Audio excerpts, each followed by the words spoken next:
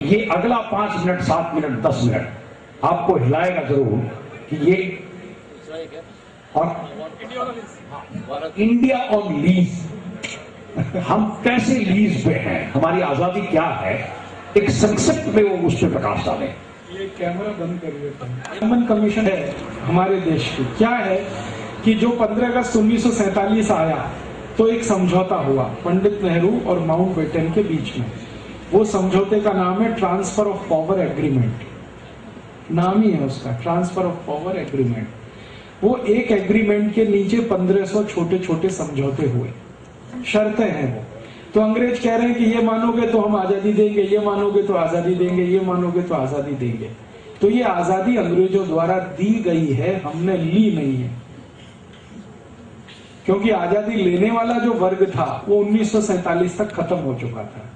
आजादी लेने वालों का वर्ग था भगत सिंह का, ऊधम सिंह का, चंद्रशेखर आजाद का, अशफाक उल्लाह का, हत्या टोपे का, नाना साहब पेशवा का।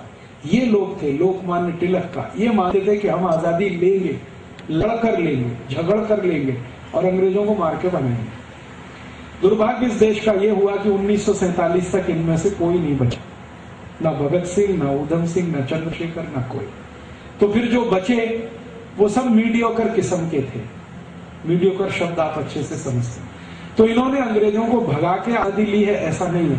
अंग्रेजों ने कुछ दया के साथ और प्रेम और करुणा के साथ आजादी दी है, जिसको वो किसी भी दिन वापस ले सकते हैं। ये है समझौता, जिसको ट्रांसफर ऑफ पावर एग्रीमेंट कहते हैं। इसके सारे डॉक्यूमेंट्स लंदन में है, हाउस ऑफ कॉमन्स की लाइब्रेरी में। कुछ हिस्सा उसका मेरे पास भी है, लेकिन पूरा नहीं है। मेरी कोशिश है कि ये भारत में सारे डॉक्यूमेंट्स आ जाएं। एक बार मेरा दिल है कि टीवी पर खोल खोल के सबको पढ़ाया जाए कि देखो ये क्या लिखा नेहरू जी ने, क्या कहा है माउंटबेटन ने। तो माउंटबेटन के शब्दों में और अंग्रेजों की भाषा में मैं अगर कहूं तो India is on lease for 99 years. 99 साल की लीज पर है आपका देश। 99 साल जिस दिन पूरे हो जाए, अंग्रेजों की औकात है कि वो आपसे वापस ले सकते हैं। और चूंकि ये लीज का सारा खेल है, इसलिए आज तक भारत के किसी भी प्रधानमंत्री ने हमारे कानून बदले नहीं। जो अंग्रेज बना गए वैसे के वैसे ही है, सारे कानून वैसे। इंडियन इनकम टैक्स एक्ट अंग्रेजों का बनाया हुआ, आईपीसी इंडियन पीनल कोड अंग्रेजों का, सीआरपीसी अंग्रेजों का, सीपीसी अंग्रेजों का, इंडियन एजुकेशन एक्ट अंग्रेजों का, लैंड एक्विजिशन एक्ट अंग्रेजों का, इंडियन सिटीजनशिप एक्ट अंग्रेजों का बनाया हुआ, सब कुछ उनका बनाया हुआ है। और आज तक उसको इन्होंने मेंटेन किया है, इसको बदला नहीं है। और इससे भी ज्यादा खतरनाक स्थिति है, इंग्लैंड की महारानी कभी भी हिंदुस्तान आए तो उसको वीजा की जरूरत नहीं है। बिना वीजा वो भारत आ सकती है, क्योंकि आप उनकी प्रॉपर्टी हैं। इंग्लैंड की महारानी जब भारत आती है तो यही माना जाता है कि वो अपने ही देश में जा रही है। इसलिए जब जब वो भारत आई है विदाउट वीजा आई है। वैसे तो उसको पासपोर्ट भी नहीं लगता, यूरोप में बिना पासपोर्ट के वो जा सकती है, लेकिन भारत आने के लिए उसको भारत सरकार की परमिशन की जरूरत नहीं है। वो कल फोन उठा के भारत के प्रधानमंत्री को कहे कि मैं भारत आना चाहती हूं, तो किसी प्रधानमंत्री में दम नहीं है ये कहे कि नहीं आप मत आइए। अब मैं एक घटना सुनाता हूं। इंद्र कुमार गुजराल इस देश में प्राइम मिनिस्टर थे और जलियांवाला बाग हत्याकांड का एक महत्वपूर्ण साल आया था उस समय। जलियांवाला बाग हत्याकांड आप जानते हैं 1919 में हुआ था, तो उसका एक महत्वपूर्ण साल आया था। उसी समय रानी ने कहा कि मैं आना चाहती हूं। तो इंद्र कुमार गुजराल पर दबाव डालने के लिए मैं और बहुत सारे लोग गए थे दिल्ली। उस समय मैं इलाहाबाद में रहता था, और ये कहने के लिए कि मत आने दो इसको, क्योंकि यही वो है जिसने जलियांवाला बाग कांड करवाया था। इसी रानी के आदेश पर गोली चली थी और डायर ने हजारों लोगों के ऊपर गोली चलाई थी, जिसमें से सैकड़ों मारे गए। तो इंद्र कुमार गुजराल ने टका सा जवाब दिया था कि मैं ये नहीं रोक सकता, वो आएगी तो स्वागत ही करना है उसका। वो आई, पूरी भारत सरकार उसके स्वागत में लगी। वो रानी गई, अमृतसर गई और जखे हुए माने जख्म हमारे जो उसने कुरेदे वहां जाके, और उसने अखबारों में स्टेटमेंट दिया कि मुझे नहीं लगता कि जलियांवाला बाग में कुछ गलत हुआ। जब कोई राजा होता है और कोई प्रजा होती है तो कई बार प्रजा के ऊपर दंड देना पड़ जाता है। तो हमने कहा बात खत्म हो गई। अब आप हमेशा उसको याद करते रहें, ये आपकी प्रॉब्लम है, मेरी नहीं है। ये उसका अमृतसर के पत्रकारों को दिया हुआ बयान था, ये छपा अखबारों में। हम लोगों को इतना गुस्सा आया, हमने कहा कि ये इंद्र कुमार गुजराल का मुंह काला करेंगे, तो पुलिस को भनक लग गई और हम लोग सब अरेस्ट हो गए। वरना हम मुंह काला करने के लिए ही जा रहे थे उस दिन दिल्ली में, कि ऐसा हरामखोर प्राइम मिनिस्टर है जो देश की इज्जत और सम्मान को दांव पे लगा के बैठा। अब इंद्र कुमार गुजराल रिटायर हैं, अब हम उनको मिलते हैं कभी भी दिल्ली में, तो वो मुझे कहते हैं कि आप भी प्राइम मिनिस्टर हो जाओगे तो यही करोगे, आप भी कुछ नहीं कर सकते, क्योंकि कानून से हम बंधे हुए हैं। वो कानून वही है, इंडिया इज ऑन लीज। तो मैं कहता हूं खुल के कहो इसको देश में, तो कहते हैं नहीं कह सकते। क्यों नहीं कह सकते? बगावत हो जाएगी। तो हो जाने दो बगावत, 1857 में हुई थी, और एक बार बगावत हो जाएगी, कम से कम दूध का दूध पानी का पानी तो हो जाएगा। ये अधकचरे हम लटके हुए तो नहीं रहेंगे। तो उनका इतनी हिम्मत किस में है आज? ये है।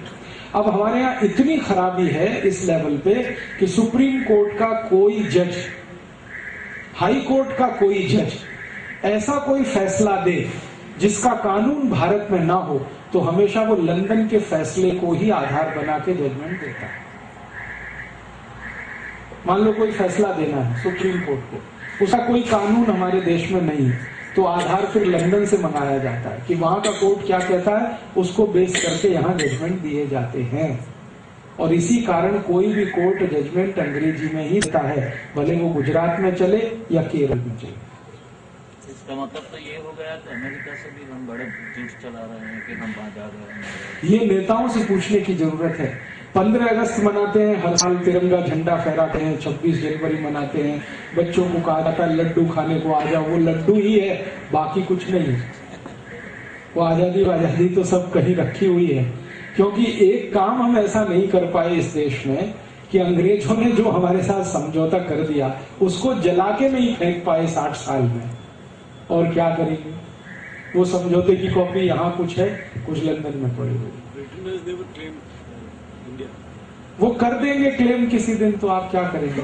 मान लीजिए अभी उन्होंने क्लेम नहीं किया क्योंकि उनको मालूम है कि उनके देश में जो कुछ वो चाहते हैं वो हो ही रहा है। यहाँ जो कुछ ब्रिटिश चाहते हैं वही तो हो रहा है इस देश में। तो अगर मान लो वो ये तय कर लें आज, क्योंकि उनकी ब्रिटिश जो चाह रहे हैं वो हो रहा है, that is in terms of commerce, value system, all that. What about political उनको लगता है कि भारत को अभी हैंडल कर नहीं सकते क्योंकि फाइनेंशियली बहुत कमजोर है।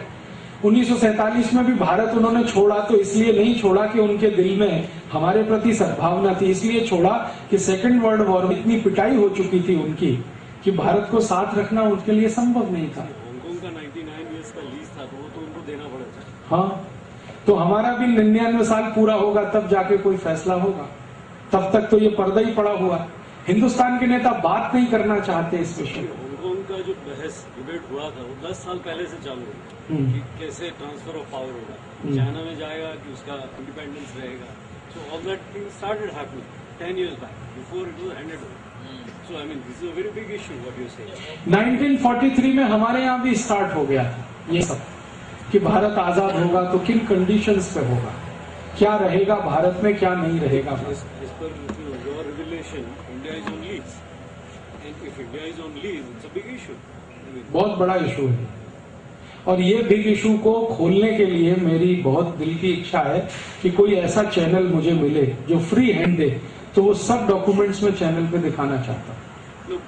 या तो भारत सरकार डिनाई करे कि ये डॉक्यूमेंट्स झूठे हैं, तो ब्रिटिश गवर्नमेंट के सामने हम बात करें कि आपके यहाँ रखे हुए अगर डॉक्यूमेंट झूठे तो आप कहो कि ये झूठे हैं। आपने कोई चैनल से बात किया है इस बार? किया था ना, आस्था चैनल से। थोड़े दिन उनके यहाँ कुछ डॉक्यूमेंट्स दिखाया, उसी में उनको पसीना आ गया।